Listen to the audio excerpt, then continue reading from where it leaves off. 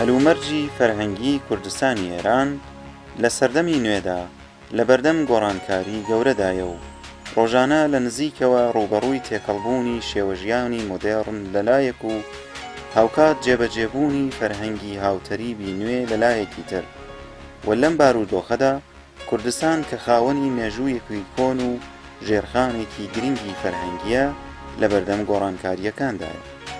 بێگومان نەبوونی پلان و لەبەرچاو نەگرتنی دۆخی کورد لە مامەڵە جیهانی و ناوچەییەکاندا پرسی فەرهەنگ و شوناسی کوردەواری تووشی مەترسی دەکات و لە نواندنی شوناسی خۆیدا تووشی بێگانگی و جێگربوونی وەزعەیەکی نەخوازراوی فەرهەنگی دەبێت. لە سەردەمی سەردەستبوونی میدیا و تۆڕە کۆمەڵایەتیەکاندا فەرهەنگە بندەست و ناچالەکەکان لە نێو فەرهەنگی جیهانی و ناوچەییدا لە مەترسی خنکاندان، بۆیە خەمخۆرانی فەرهەنگ و چانگی کوردی لە هەوڵدان بە چالاکی و داڕشتنی ڕەوتێکی جیاواز هەڵمەتی زیندووکردنەوەی فەرهەنگی هاوتەریب لە سەردەمی نوێدا ڕێک بکەن. ناوەندی بەژین لەم ڕێڕەوەدا وەکو لایەنێکی بەرپرس لە ئاستی فەرهەنگ و هونەردا خۆی ڕێک خستووە و ساڵانێکە خۆبەخشانە خەریکی چالاکیە.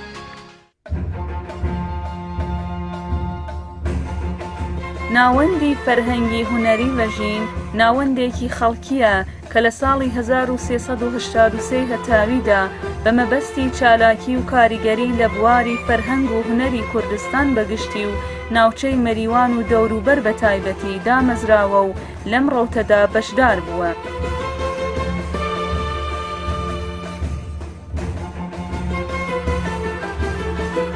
کار و چالاکیەکانی ناوەندی بەژین لە سێ ڕەهەندی گشتی پێک دێت: چالاکی لە بواری فێرکاری، چالاکی لە بواری بەڕێوەبردن و ڕێکخستنی بەرنامەکان، چالاکی لە بواری بەرهەمهێنانی فەرهەنگی و هونەری.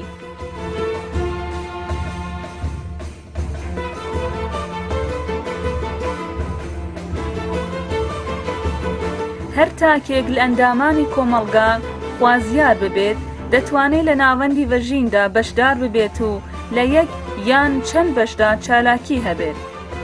چالاکی لەلایەن ئەندامانەوە بە شێوەی خۆبەخشانە ئەنجام دەدرێت و هەموو ڕۆژێک ئەندامەکان لە بنکەی سەرەکی ناوەندی بەژیندا کۆ دەبنەوە و کارەکان ڕێک دەخەن. لە هەر بوارێکدا کە پەیوەندی بە یاسا و پەیڕەوی ناوەندی بەژینەوە ببێت، کومێتەی تایبەت دامەزراوە و ئەندامان لە کومێتەکان هەفتانە کۆ دەبنەوە و چالاکی دەکەن.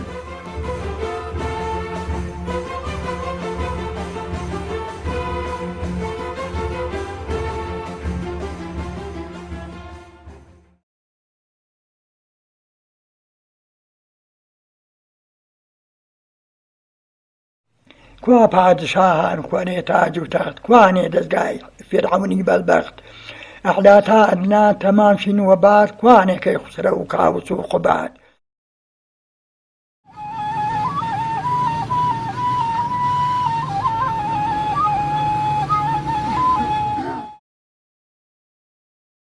ایجاد سەرواز عوسمانی ئەڕۆژگارە ماچۆ تفەنگی پڕی دین، تفەنگی ڕووسیە بینی، برنەوی ڕووسیە بینی، دەست چاوە بین و إذا كفي ومنسي عبد الرحمن جانا وفاغان مغملو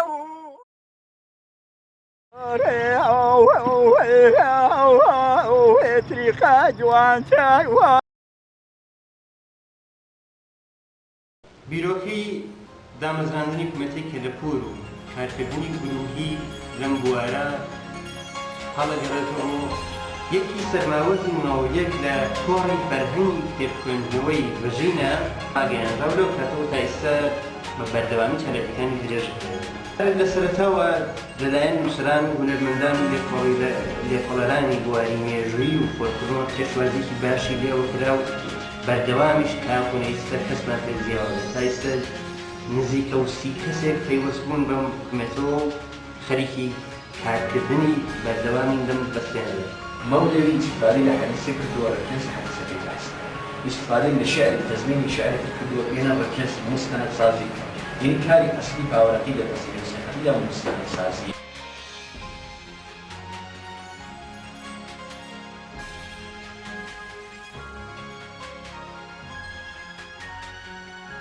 لە بازێ بواری تریشدا وردە خەریکین و کاری لەسەرەکەین. بۆ نمونە وێنە چەندین بنەماڵە بە دڵێکی کراوەوە هەموو ئالبۆمی وێنەکانی خۆیان یارخست اختیارمان و تا ئیستە هەزاران عەکسی کۆنی ناوچەی مەریوانمان کۆکرۆس لە هەموو بوارێکە و ئەمانەوێت لە زنجیرە پێشانگایەکە نمایشیان دەین هەر پێشانگایەکە بۆ بابەتێک. یەکێک لە ئەندامانی هەڵ بە شانازی و لە خزمەتە خۆشەویستانە ئەم پیشانگایە یەکێکە لەو هەوڵانەی کە کەلەپورداگەتی هەڵوا ئەو شتانەی کە ئەتوانێت ڕەنگدانەوەی بوونی ئێمە بێدەم ناوچەیەدا کۆکەینەوە لە قاڵم ئەکسا لە قاڵم کتێبە کۆنەکانە دەستنووسەکانە.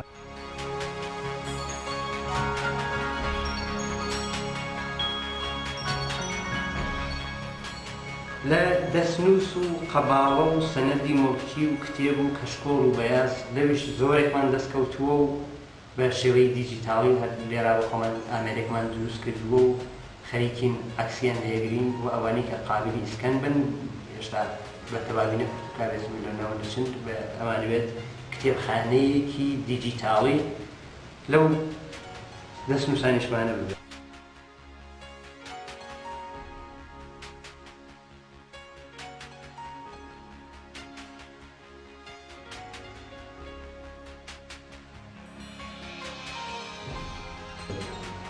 ناونیشان و بەرهەمی چەندین شاعریشمان تا ئێستا تۆمار کردووە.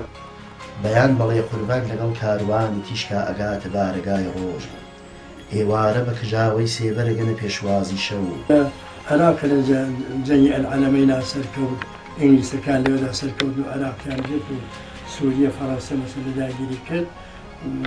ئەوێ مستعمەرەی فەڕەنسە بوو، ئەم مستعمەرەی ئینگلیز بوو هاتن بەردێکە لەو چەقەڕێرا سەرجادەکە بێرەیە ئەیادوو کافر ئافرەتێ بۆ ڕای ماڵی وە خاسخوا بووە ئەو بەردە شەقەری بردۆ چۆ بەو بەردە هاتۆ تۆ یەکدا بەردەکە گشتی ئاوا قلیش بووە قلیشە یادوو مەدان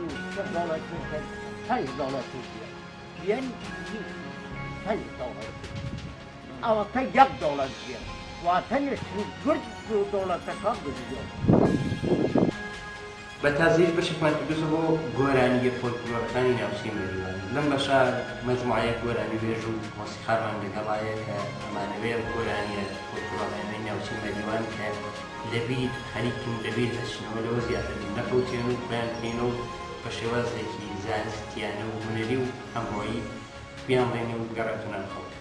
ئەمەندانە و کارگەری ویش کە بەشی فۆلکلۆری گۆرانی ژیاکردنەوە ئێستا ژیاکراوە بۆ خەریکی کارکردنە. ئێستا بۆ خۆمان خەریکی کارەکەین خەریکی زەرکردن و مەجموعەیە کاریان زەر کردووە کامەحامە و ئێستا مەمێرم کارانە وا لێکەین کە قابڵەتی بڵاوکردنەوەی بێت.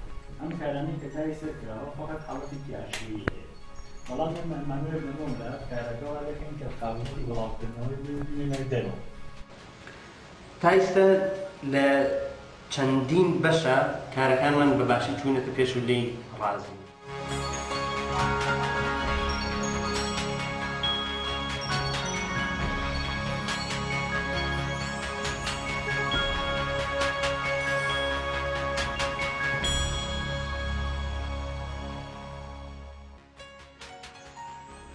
کتێبخانەی ناوەندی فەرهەنگی هونەری بەژین لە ئازاری 1970 دەست بەکار بووە وەکو یەکێک لە کتێبخانەکانی ناوشار خەدەماتی کتێبی ئێرائەداوە بە هۆگران و خوێنەرانی کتێب. ناوەندی فەرهەنگی هونەری بەژین هەوڵیاوە بۆ ناساندن و جێگیرکردنی کتێبخانە لە ناو خەڵکی عامە بەگشتی و خوێنەران بلایەنگرانی کتێب بە تایبەتی کارێک بکە کە ئەم کتێبخانە لە هاتی کتێبخانەهای کوردیچوەرە سەرد بکرێەوە وەکو کتێبخانەیەکی ڕسمی هەڵسوکەوتی لەگەڵا بکرێ و توانێت ئیمتیازاتێکی بۆ کەس بکرێت. کتێبخانە هەوڵی داوە بە کەمترین ئیمکانات و بە ڕۆژ بێت و لەگەڵ کتێبخانەهای جەهانیە هەمخانی بکرێت. هەر بۆ گەیشتن بەو ئامانجە ئێمە کتێبخانەکانمان بە ئیستفادە لە نەرمەفزارێکەیەکە لە منداڵەکانی خۆمان زەحمەتی کێشاوە کە ڕاحیکردنەوە بۆمان کتێبەکان بە شێوەی سیستمی جەهانی کۆنگرە سەرد و زەبت ئەکرێت لێرە و ئێرائەی کتێبەکانیش هەر بە شێوەی دیجیتاڵی سەرد ئەکرێت و کتێبەکان بەهێڵی خوێنەرانی کتێب ئەدەبێت. ئەرشیڤێکی زۆر جوان و مەزبوطێکی ڕۆژنامەگەری کوردیمان هەیە کە ئەتوانم بە جورئەتەوە بڵێم لە سەرفی ئێستانە ئەتوانین نمونە بێت.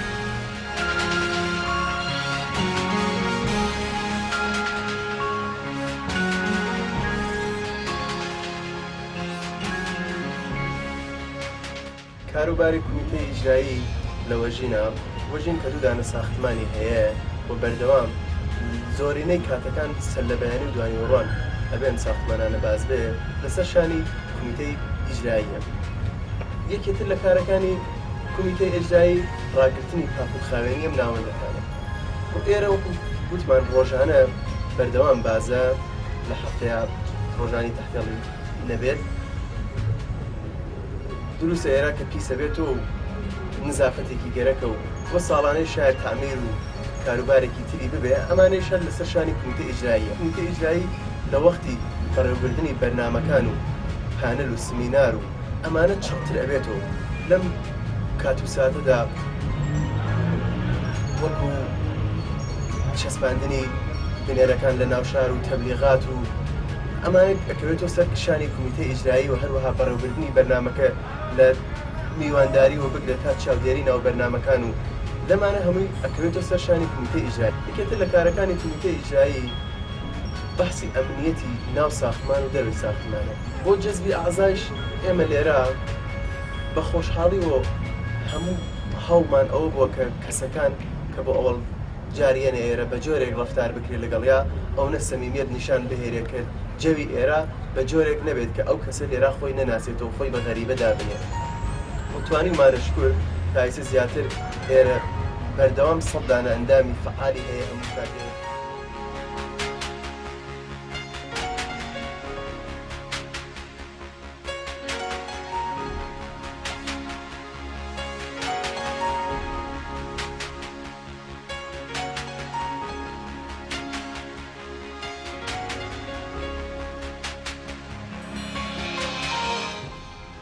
لە ساڵی 89 کمیتەی شانۆی بەژین دەستی کرد بە کار و لە دەورەی ساڵنەوە کارگایەکی ئامۆزشی لەسەر نویسەندگی و بازیگەری و کارگەردانی دانرا و لەو دەورانە حدوداً 35-50 دانە هونەرجووی تەحویڵ کرد کە لە ئاخرۆ بە مەدرێکێکی کارگایی و دەورەکە تەواو بوو. دەورەی دووەم ساڵ 91 بە هاوکاری گوری ڕۆژۆ کارگایەکی ئامۆزشی تر بەرگزار بوو و ئەم کارگا ئامۆزشیشە هەروە هونەرجووی خۆی گرت و لە گرووەکانی شانۆی مەریوانە سعی کرد کە تاسیرگوزاری بوو بێت بەسەر تاتریەکانە. دەورەی سێوەم لە ساڵی 92 بەرگزار بوو کارگایەکی ئامۆزشی بوو داوەت کرا لە ئوستادێکی شانۆ بە ناو کاگاواتەوە. پێکهاتنی کمیتەی شانۆ بە خاتر یەکسری مەسائل بوو من خۆمەکۆ کەسێکەوە مەسئولیەتمە گرتەوەدا حقیقەتەن حەزمان کرد کە جەوێک و فەزایەکی تر تەزریقکەین بە تەئاتر و بۆ بۆنەوە سعیمان کرد کە هەر لە سەرەتاوە دەستکەین بە ئاکادمی کارکردن و ڕوو بە ئاکادمیشون. ئەمە کارگایەکی ئامۆزشی کارگەردانیماندانا و داوەتمان کرد لە دکتۆر قوتبەی سادقی حدوداً 30 نەفەر 40 نەفەر هونەرجوو هاو لە هەمووی گرووەکان و شرکەت کرد و ئێمە بۆ ئەوەڵێن ڕابوو لە مەریوانە کە هەمچین شتێک تەجروبە بکەین. کارێکی خیابانیمان کرد بە ناو دنیایە کاغەزی. کاری دووەم کارێک بوو کارێکی سەحنەیی کۆلی ئەز جنس شیشە بە نووسینی خانمنگار نادری و من اقتباسێکم لێ کردبووە کارگەردانیەکەیمان کرد لە پەیام نورەکە کمیتەی بەژین هیوادارین لە ساڵهای ئایندەیشە هەر ئەو کارکردیە ببێت لە ناو خەڵکە کارەکانی بەردەوام بێت.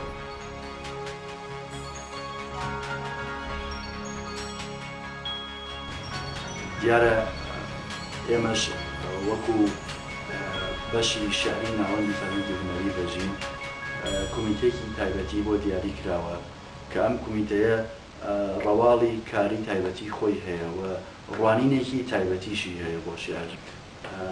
ئەم کمیتە چەند ساڵێکە خەریکە کارەکات و هەفتانە هەر هەفتەیەک ڕۆژێکی تایبەتی بۆ دیاری کراوە کە لەو ڕۆژە ئێمە لە کاتێکی دیاریکراوە لێرە کۆبینەوە و هەر کام لە کەسەکان بەرهەمی خۆیان نەخوێنەوە و ڕاوبۆچوون ئەدرێ لەسەر دەقەکان تقریبان ئێمە توانیمانە لە ماوەیە چەند ساڵە بە هاتوچووی ئەندامان کە نزیکەی 15 کەسێکن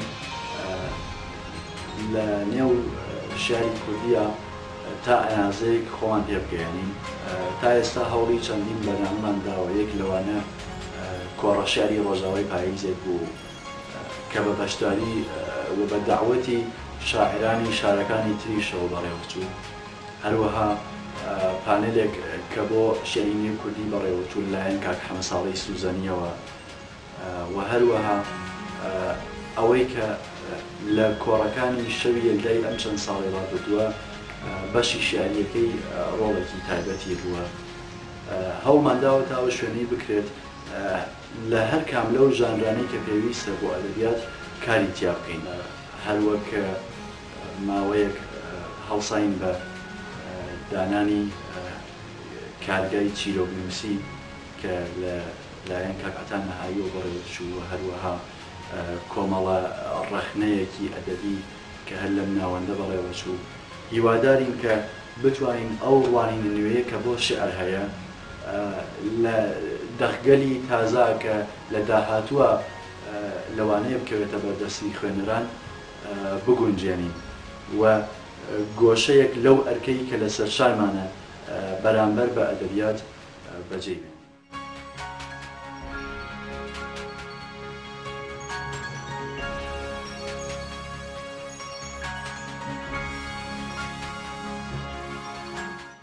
دیارە وەرگێڕان دۆرێکی یەکجار گرنگی دیوە لەناو پەرەسەندن و گەشەسەندن و هەروەها بەرەو پێشچوونی بە گشتی شارەسانیەتی مرۆڤ، زانستی مرۆڤ و لە هەموو وارەکان. ئێمەش وەکو ناوەندی فەرهەنگی هونەری وەژین هەستمان بە گرنگی بابەتێک یان دیاردەیەک وەکو وەرگێڕان کردووە.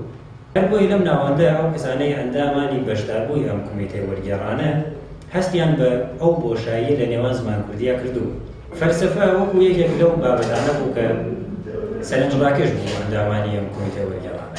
هەر بۆیە بە سەرنجدان لە نێوان بابەتێکی زۆر گرنگ و بەربڵاو و فەلسەفە تاکید لەسەر ئەو کراوە کە فەلسەفە بۆ منداڵان یان بۆ واتایەکی تر فەلسەفەی منداڵان لە نێو کتێبخانەی کوردی یەکجار لاواز و هەژار. هەر بۆیە ئێمە هەوڵمانداوە لەم کۆمیتەیە کاری خۆمان لەسەر فەلسەفە بۆ منداڵان چڕ بکەینەوە. هەر بۆم کارش دەستمان داوەتە وەرگێڕان لەو بابەتە. تا ئێستا دوو کتێبمان هەڵبژاردووە لە ئەو کتێبانەی کە ئێستا بەردەستی ئێمە کەوتوون، لە کتێبانێکە لە زمانی ئینگلیسی یان فەڕەنسی یان فارسیەوە نووسراوە یان وەرگێڕان. ئێمە دەستمان کرد بە وەرگێڕانی ئەم دوو کتێبە و لە زۆرێک لە وتارە زانستیەکانی سەردەم سەبارەت بە فەلسەفە بۆ منداڵان کەڵما وەرگرتووە، وەرگێڕان کراوە هەمووی ئەندامان هەر کەسێک و بە پێی توانای زمانی لە وەرگێڕانی خۆیدا بەشداری لەم پرۆژەیە کردووە. ئەندامانی ئەم کۆمیتە هەندێکیان شارەزاییان بەسەر زوانەکانی دیکەیە وەکو زمانی ئینگلیسی، وەکو زمانی فەڕەنسی یان زمانی عەرەبی، یا هەندێکی تریشیان زۆربەیان لەسەر زمانی فارسی و کوردی شارەزاییان هەیە. هەر بۆیە وەرگێڕکاری وەرگێڕان لەم کۆمیتەیە تەنها بە یەک زمانەوە نەبەستراوە، واتە بڵێن لە فارسیەوە بۆ کوردی وەرگێڕان بکرێت. لە زمانەکانی دیکەیش هەوڵمان داوە کە وەرگێڕان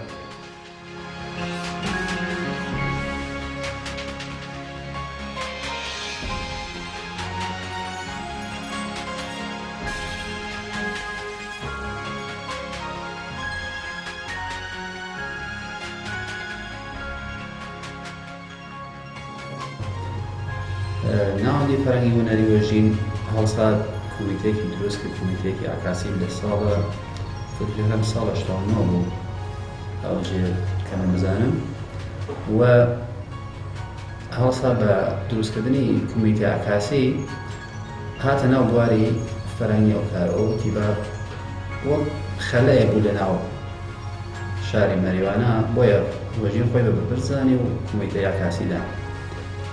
لە ساڵنەوە کە وتم کۆمیتەکە دروست بووە، ئەوڵ کارێکە ئەکاسەکان ناو کۆمیتە کردیانەوە بۆ هەر هەڵسان بەکردنەوەی ماژگایەک لە سطح الشارع نوێژی ئاکسێندانە و پانێلێکیش بەڕێوەچ و نەخت و بەڕاستی ئاکسەکان.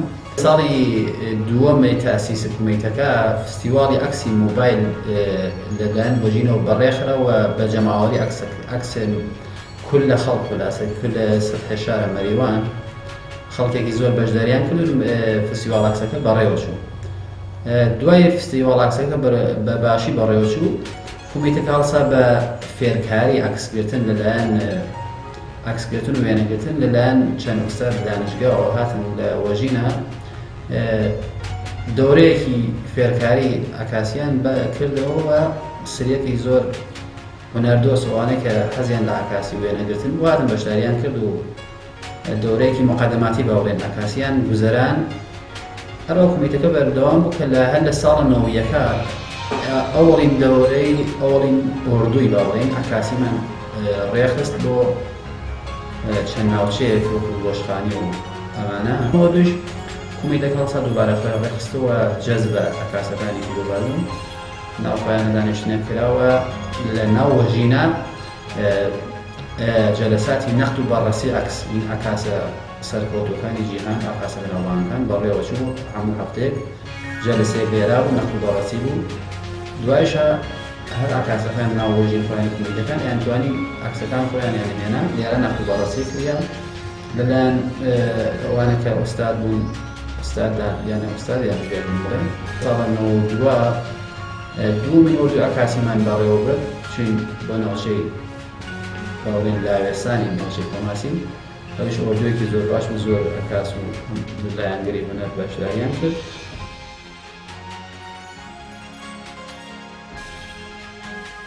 ژین ناوەندێکی فەرهەنگیە یانی هیوادارن هەموو ئەو کەسانە کە ئەکاسن و خۆیان بە لایەنگەری وێنە و ئەم کاری هونەرە زانن بێنە ناو حکوومەتەکەوە و بتوانین ئۆردوێل و مسابقات و فستیواڵەکان ئینشەڵا وەک جاران باشتر زۆر باشتر لە جاران بەڕێوە.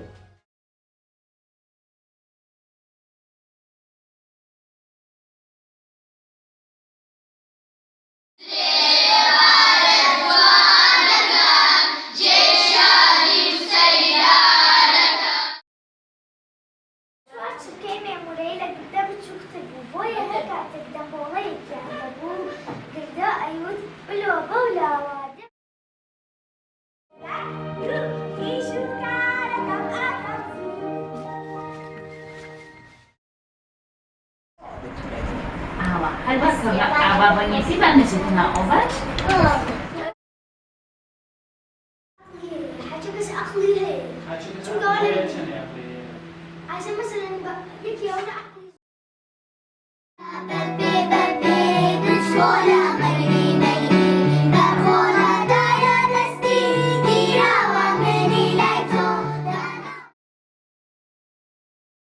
سەبارەت بە چالاکیەکانی ناوەندی فەرهەنگی بەژین لە بواری منداڵان ناتوانم وەکو ئاشی و ئاماژە بە ساڵەکانی هەشتمەوە کەپەت هەیوە کە کۆمەڵی چالاکیان هەبووە دەستپێکی بووە وەکو پۆلی نەقاشی بۆ منداڵان و هەروەها چالاکیانی وەکو ڕۆژی جیهانی منداڵان لە ساڵی 1991 لە ئاستێکی پانوبەرینا بەڕێوە چووە هەتا بە هاوکاری نەهاتەکانی تر و نەهاتی بێزیستی بە هاوکاری یەک لەگەڵ ناوەندی بەژینە کەمێک ڕاوەستان بووە دیارە وەکو چالاکیە لە بواری منداڵانە تا ساڵەکانی 92-93 بە تایبەت ساڵی 93 کەمێ گەشاوەتر ئەیبینینەوە کۆمیتێ منداڵان ئەکتیڤترە بێت چالاکترە بێتەوە لە بوارە جۆرە و جۆرەکانە لە پۆلی فێرکاریەکانە ئەو ئەبینیت کە ڕەنگێکی دیکە بەخۆیەوە دێت وەکو پۆلی نەقاشی پۆلی شانۆکاری بۆ منداڵان فەلسەفە بۆ منداڵان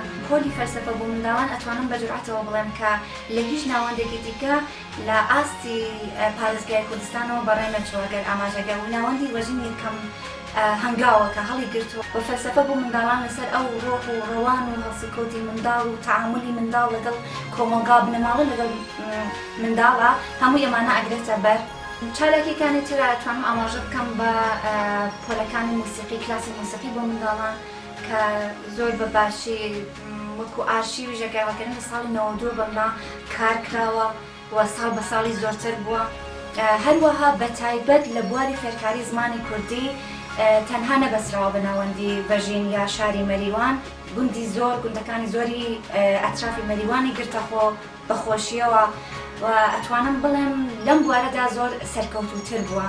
بە تایبەت کە توانی کە بە هاوڕێتی و هاوکاری هاوڕێیانی کومیتەی ئەدەبیات کتێبێک دابین بکەن وەکو کاری یەکەم بۆ فێرکاری پۆلی خوێندنەوە و نووسینی زمانی کوردی بۆ لە ئاستی منداڵاندا. چالاکیەکانی دیکە ئەتوانم بڵێم ڕۆژی جیهانی منداڵان دووبارە زیینوو بووە لە بەرنامەی کومیتەی منداڵانە کە لە دەرەوەرانە بەڕێوە چوو وە قەیارە وەکو سونەتێک ئەم ساڵیش بەڕێوە بچێت.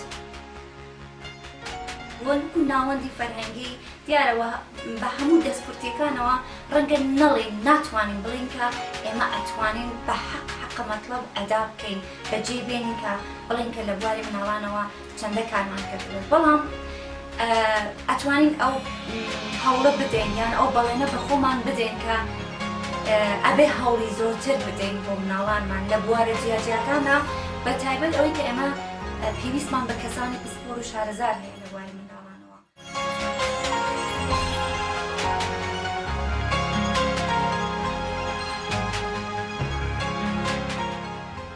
سەرەتایی دامەزراندنی بەشی موسیقی لە ناوەندی فەرهەنگی هونەری ڤەژیندا دەگەڕێتەوە بۆ ساڵەکانی 1970 واتە ئەو ساڵانەی دامەزراندنی ڤەژین. لە ساڵی 91دا هەوڵدرا کە بنکەیەکی جیاواز بۆ بەشی موسیقی تەرخان بکرێت و بۆ خۆشحاڵیەوە جێبەجێ کرا و توانیمان بە شێوەیەکی جدیتر لەسەر موسیقی کار بکرێەوە لەو ساڵانەدا بۆ کە بەشی کلاسیکیشی پێ ئیزافە بووە، واتە لە دوو حەوزەی موسیقی سنەتی وە کلاسیکدا کار کراوە وە لە درێژەی بژاندنەوەی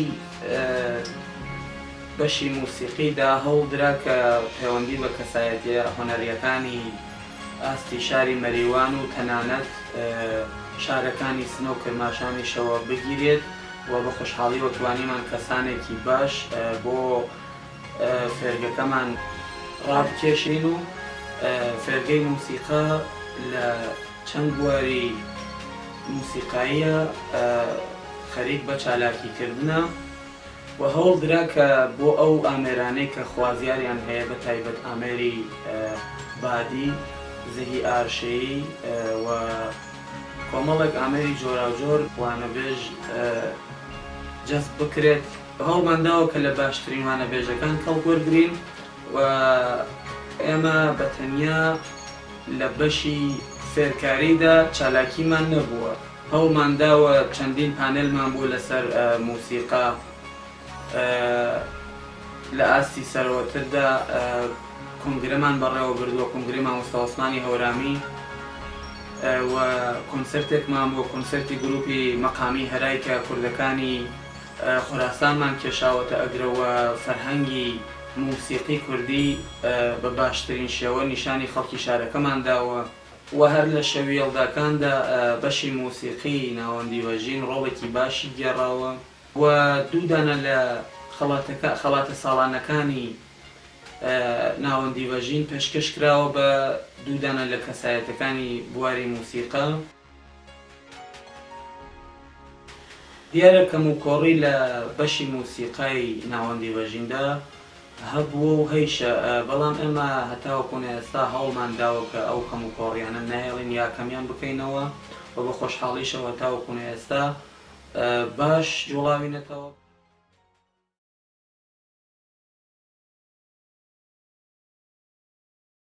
دەمەوێت بڵێم چەندین هۆکاری بۆ هەکیمەپۆلی کوردی زمانی دایکی شتێک کەوێ هەموو کەسێ بە جوانی بیزانێت و یەکێتی لە هۆکارەکان خۆشەویستین بە کوردستانەکەم بوو و زمانی کوردی زۆر لەم گرنگێت. وەک شەماڵ کە بۆنی گوڵە سێفی لە کازی وەهانی هاتی وەک کۆمسایەک دڵی ڤەخمت واندەوە ئەوسا چوو. زەینەب دەبێژە ئەس ژی باشم گەلەک سپاس ئانها بکرێن. چاوگی داژاو لە چاوگێکی سادە لەگەڵ پێشگرێک یان پاشگرێک یان هەردووکیان پێک دێت. بە سەرنجدان بە ڕەوتی پێشەی خولەکانی فێرکاری زمانی کوردی لە شاری مەریواندا و خەسارناسی ئەو کۆلانە ناوەندی بەژین هەوڵیدا کە بە ئاراستەیەکی جیاوازەوە و بە مەبەستی گشتگیرکردنەوەی فێرکاری زمانی کوردی بەشی تایبەت بە زماندا بمەرزێنێت کە ئەرکی سەرەکی ئەم بەشە وانەوتنەوەی زمانی کوردیە. دوای بەڕێوەچوونی یەک دوو خولێک لە خولەکانی زمانی کوردی بەشی زمان پێداچوونەوەیەکی بەسەر نامیلکەکەی ناوەندی سۆماوە بوو، بۆیە خۆیان هەوڵیاندا کە نامیلکەیەک تایبەت بە ناوەندی ڤەژین دروست بکرێن کە ئەم نامیلکەیە بەش بە حاڵی خۆی کەم و کۆڕیتیایە کە کەم خەریکی چارەسەرکردنی کێشەکانی. لە لایەکی دیکەوە بەشداری خەڵکی لە خولەکانی زمانی کوردی پێش لە دەستپێکی ناوەندی ڤەژین لە ئاستی خوارەوە و تەنیا لە وەرزی هاوینانە لەلایەن ناوەندەکانی ترەوە بەڕێوە دەچوو کە ناوەندی ڤەژین هەوڵیدا کە لە هەر چوار وەرزی ساڵدا خولەکانی بەردەوام بێت.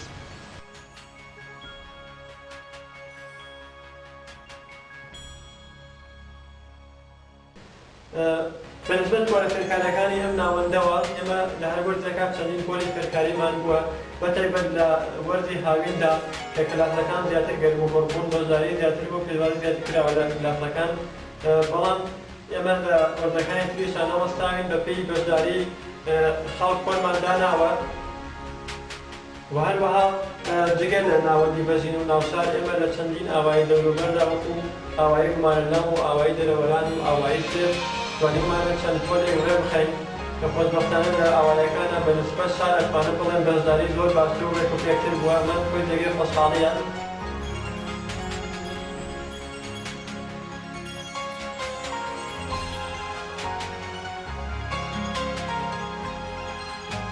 هەروەها هەوڵ دراوە کە پێکهاتەی بەشداربووان لە نێو کۆمەلگادا جیاوازی ڕێگەزی و تەمەنی زیاتر بەخۆوە بگرێت و بەسەرنجدان لە ئاماری بەشداربووانی خولەکانی فێرکاری زمانی کوردی ناوەندی ڤەژین هەمووی ئەمانە بەرچاوەکەون، ئەوەی کە لە خولەکانی یەکەم و دووەمدا لە بەشداربووان تەنیا 24% ژەندێ، بەڵام ئێستا لە خولی نۆهەم و دەهەمدا بە زۆرتر لە 50% گەشت بێتن، یا ئەوەی کە لە سەرەتاوە تەنیا ڕەدەی لاوان بەشداری کلاسەکان ئەبوون، بەڵام بە خۆشحاڵیەوە ئێستا لە مناڵ و لاو و گەورە ساڵەوە هەموویان بەشداری خولەکانی زمانی کوردی دەکەن.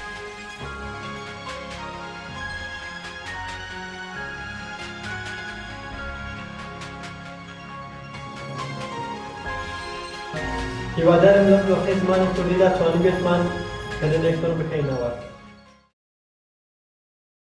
وەک هەموو پێنجشەمەیەک خامۆش و دڵگیر بوو، کەمێکیش خۆشی و پشووی ڕۆژی هەینی پێوە دەبینرا. ئاخەلێوەی پاییز بوو، هەفتەیەک پێشتر لافاو هەڵسا بوو. دەڕاندنی 20مین دەفتەری تەلەفۆن، کەوتنی لە ناوچوونی سەدان ژمارە، دڕین و سڕینەوە و کاڵبوونەوە و مردنی سەدان ژمارە. من هەست دەکەم حوزنێک لە چیرۆکی ونبوونی ئەو کوڕەدا هەیە کە هەموومان پێکەوە دەبەستێتەوە. کۆڵەکەی شارستانیەت، کتێب و بڵاڤۆکە.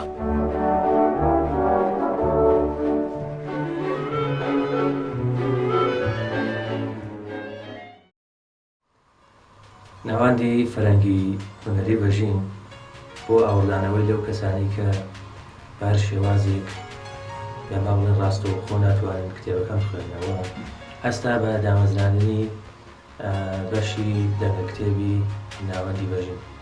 شێوەی کارکردن ئێمە لەسەر باسی دەنگەکتێب کۆبوونەوەی چەند کەسێک تەشکیلدانی کومیتەیەک بووە لە ناو کومیتەی دەنگەکتێب. چەند نەفەرێک کۆبوونەتەوە لە هەندێکە کتێبێکمان ئینتخاب کردووە، چەند جار ئەم کلاسمانە تەشکیل هاوە کتێبەکەش جۆرێک لە کەمتەواکەی بەڕاستی بگونجێ لەگەڵ کارەکەمانە. کتێبانی پێشایانی خوێندنەوە بێت لە بواری ناوەڕۆ لە بواری ئەدەبی هونەریە، پاشان مەشق و ڕاهێنانێک کە لەسەر ئەم کتێبانەیەکرا بە چەند جار هاتوچووکردن و تۆمارکردنی دەنگ. چەند جار هاتوچوومان کردو خوێندومان بنەو کومیتەوە بردوماتەوە ماوە دوای ماوەیەک هاتووین بێشووی بە زەبتی ئەسلی. لە زەبتە ئەسلیەکە هەرچەندێ بە ئیمکاناتیشمان فرە کەم بۆ زەبتکردن شتایەکی زۆر لازم بۆ لێ بە کەمترین ئیمکانات وسایلمان خۆمان بگونجێنین کاری زەبتیشمان ئەنجام هاوە گەشت بۆ ئاستەی کە بتوانێت بە شێوەی سیدێک ئەو کارانە تۆمار بکات و بیخاتە بەردەستی ئەو کەسانی کە پێویستیان پێیە. بۆ تەجربەکردن لە زەمینەی کاریشۆ ئێمە تەنها زمانێک کە ئینتخاب کراوین و ناسراوین هانیویانە کارکەین لەسەر دەنگە کتێب فقط بەخاترەوە بۆ کە دەنگمان مستعدی ئەم کارە بووە هیچی تریمان لێ نەزانی و کەسانی تر بە تەجربە و ئەزمون هاتوون ئازێکیان کێشاوە لەگەڵ ئێمە ئامۆزشایەکە لازم بووە بە ئێمەیان داوە و وەوە ئێمە بتوانین بینە سەرترۆ و لەواقع بتوانین کار زەبت بکەین. لە زمانەکانی تریش ئەم کار ئەنجام دراوە بەڕاستی جێگای لە زمانی کوردیا خاڵی بوو و ئەمە پێم وا بێت یەکەم هەنگاو بێت و هیوادارم بەردەوام بن لەسەر ئەم کارش.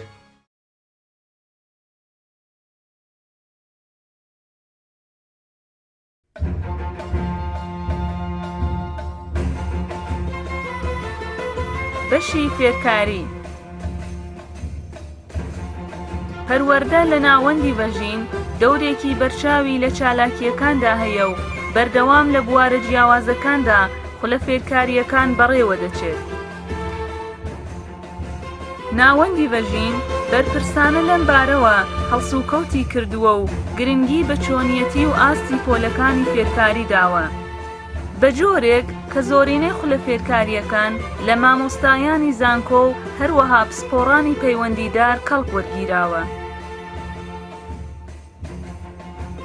خولە فێرکاریەکانی بەشی هونەری خولی فێرکاری شانۆ، خولی فێرکاری مۆسیقا، خولی فێرکاری نیگارکێشی، خولی فێرکاری وێنەگری، خولی فێرکاری گرافیک، خولی فێرکاری شانۆ بۆ منداڵان و خولی فێرکاری سینەما.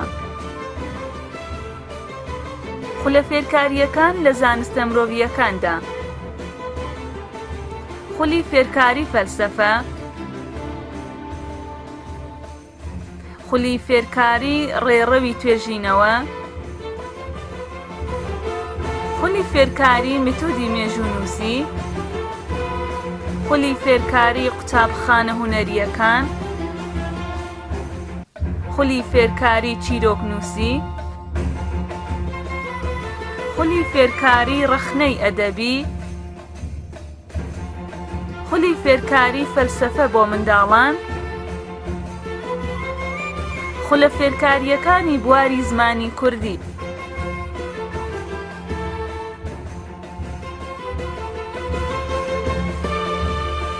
بەڕێوەبردنی بەرنامەگشتیەکان شان بەشانی چالاکیە ناخۆییەکان و خولە فێرکاریەکانی بەژین ڕەهەندێکی تر لە چالاکی ئەندامان بەڕێوەبردنی بەرنامەگشتیەکانە. هەر کام لە بەشەکانی ناوەندی بەژین لە بواری خۆیدا سمینار، کۆڕ، کۆنگرە و پانیلیان بەڕێوە بردووە. لەوانە سمیناری شانامەی کوردی، کۆڕی فەرهەنگی کتێب خوێندنەوە، بەرنامەکانی ڕۆژی جیهانی منداڵان، فستیڤاڵی وێنە بە مۆبایل،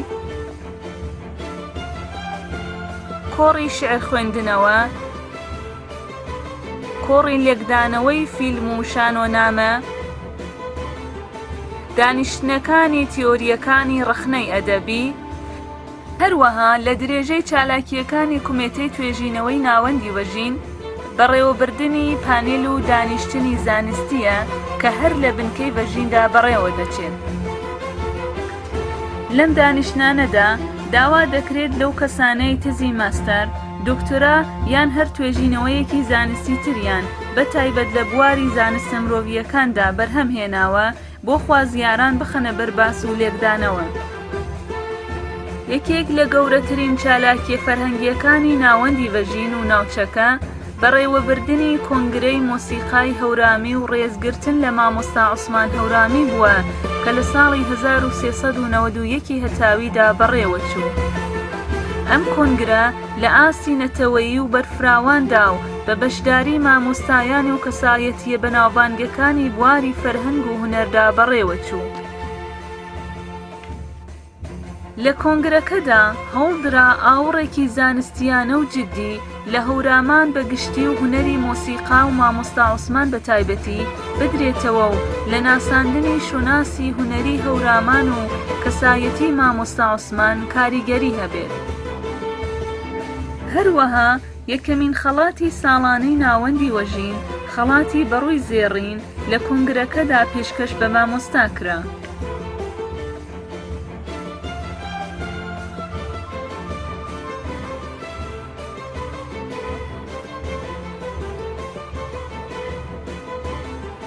کۆڕی شەوی یەلدا یەکێتر لە داهێنانەکانی ناوەندی وەژینە کە خوێندنەوەیەکی جیاواز و نوێ بۆ مێژووی کوردستان و زاگرۆس و هەروەها گرنگیدان بە دابوونەریتی مێژووی ئەملانکەیە بووە. شەوی یەلدا وەکو میراتێکی گرنگی مێژووی و هەروەها هێمایەکی کۆن لە نێو دانیشتوانی زاگرۆس لەلایەن بەژینەوە بەرز ڕاگیراوە و جیاواز لە دابوونەریتی نێو بنەماڵەکان کۆڕێکی تایبەتی لەو شەوەدا بەڕێوە بردووە. هاوکات هەر لەو کۆڕەی شەوی یەلدادا خەڵاتی بەڕووی زێڕینی وەژین پێشکەش بە یەکێک لە چالاکان و دڵسۆزانی فەرهەنگی کوردەواری و زاگرۆس دەکرێت.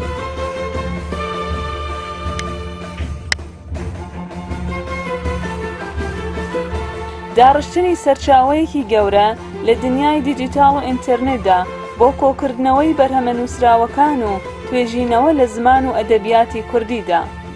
ئەم پرۆژە بۆ یەکەمین جارە لە زمانی کوردیدا بەڕێوە دەچێت و بەردەوام لە گەشە سەندندایە.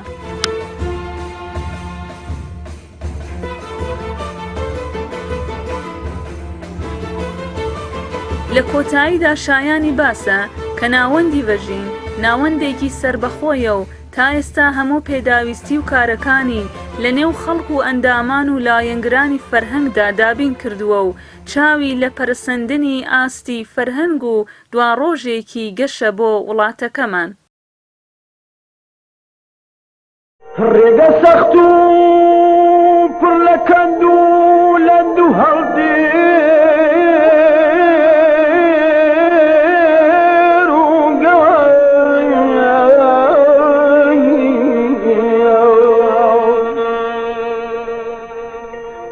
ڕێگە سەخت و پڕ لە کەند و لەند و هەڵدێر و هەر دەبێ ببزوم هەر دەبێ ببزوم دەبێ بکشێم و چاوانێ لێ